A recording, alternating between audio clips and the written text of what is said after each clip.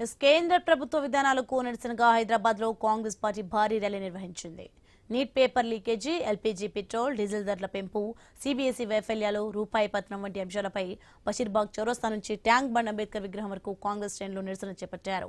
PCC chief Mahesh Kumar Goud, మంత్రి పొన్నం, రాజ్యసభ సభ్యుడు Anil Kumar Yadav, AICC కార్యదర్శి సచిన్ సావంత్ తదితర నేతలు ర్యాలీలో పాల్గొన్నారు. విద్యార్థుల భవిష్యత్తుతో చెలగాటమాడుతున్న కేంద్ర ప్రభుత్వం బాధ్యత వహించాలని, కేంద్ర విద్యాశాఖ మంత్రి ధర్మేంద్ర ప్రధాన్ రాజీనామా చేయాలని కాంగ్రెస్ నేతలు డిమాండ్ చేశారు. అలాగే పెంచిన పెట్రోల్, డీజిల్, గ్యాస్ ధరలను వెంటనే తగ్గించాలని కేంద్రాన్ని కోరారు.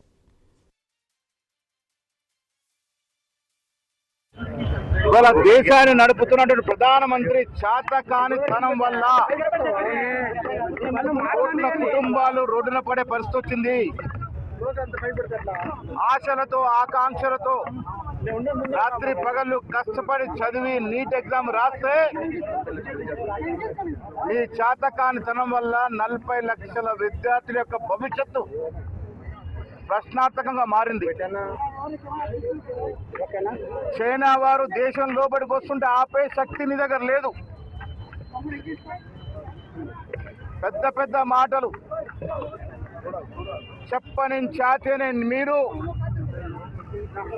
ఇవాళ కనీసం నీట్ ఎగ్జామ్ ను కూడా జాగ్రత్తగా నిర్వహించలేని స్థితిలో ఉంటే